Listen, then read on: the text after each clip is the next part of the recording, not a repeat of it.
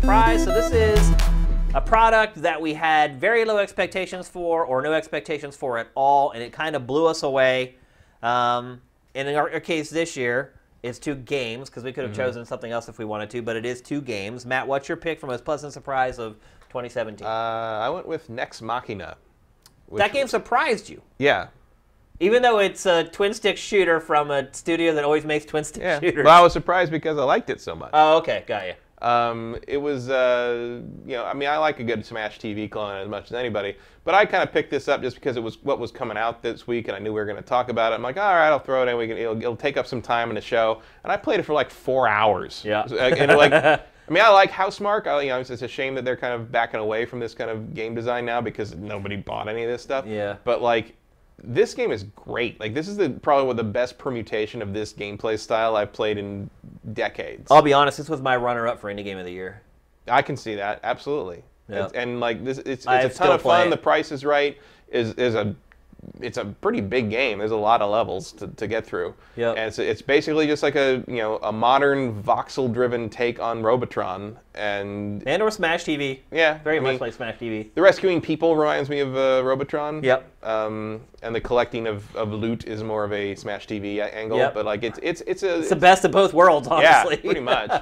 A little puzzle. You know, you see the dash there. You can you're invincible when you're dashing, so you have to use it to get through some of the traps and some of the like kind of very light puzzle solving. Yeah, you know? for sure.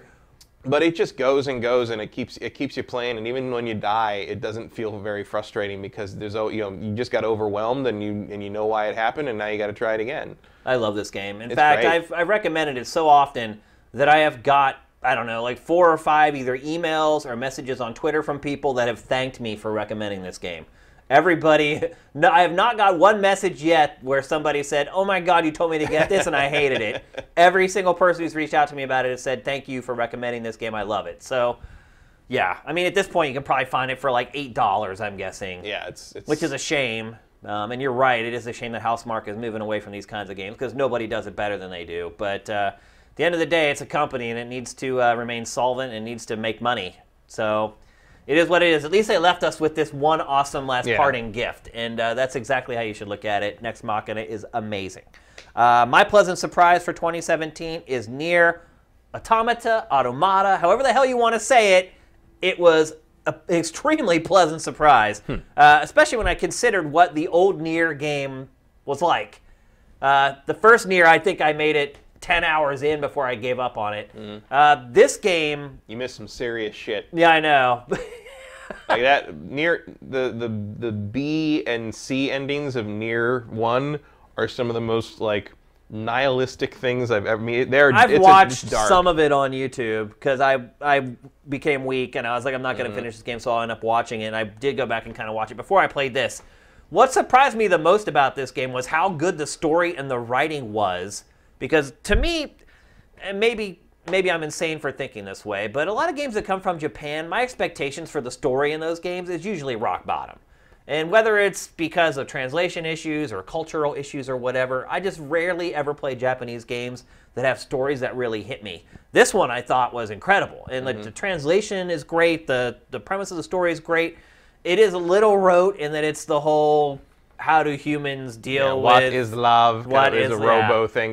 But they handled it very They handled it and they play with it. Yep. They play with it a lot. They know that it's kind of a cliche and they take it different directions and they make fun of themselves a little bit in places. It's very well done. I really thought this was just going to be another generic Japanese hack and slash. No. And maybe I think their marketing failed a little bit in that way of really kind of telling the story of what the game was about. These guys have also, it's hard to kind of get across how because these guys also made the Drakengard games on PS2, which again, Drakengard 1 has one of the craziest, darkest final acts I've ever seen in anything. Yeah. And like, I mean, Death Stranding could learn a few things, frankly. And these guys just like, they follow, I guess they follow their own drumbeat would be a way to put it mildly. And I don't know how they keep getting funding to make these games because they don't sell. I mean, they don't sell. Well, this one sold okay. I think it sold like 2 million worldwide or something. It was. I mean, enough to do another one. Yeah, enough to do it again. Which wow. Wow. Great. Awesome.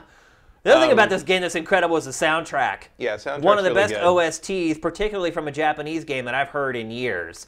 I highly recommend either downloading or buying the OST for this game. But just overall, I was really impressed with pretty much every facet of it. Again, story isn't something I usually enjoy from Japanese games. The story in this was great. The combat was awesome too.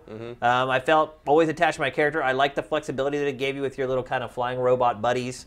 Had a nice little Phantasy Star Online, twinge sweeping to it. synths. Yeah, definitely. I just really enjoyed the game. I didn't expect much out of it, so to me, easily it was the most pleasant surprise of 2017.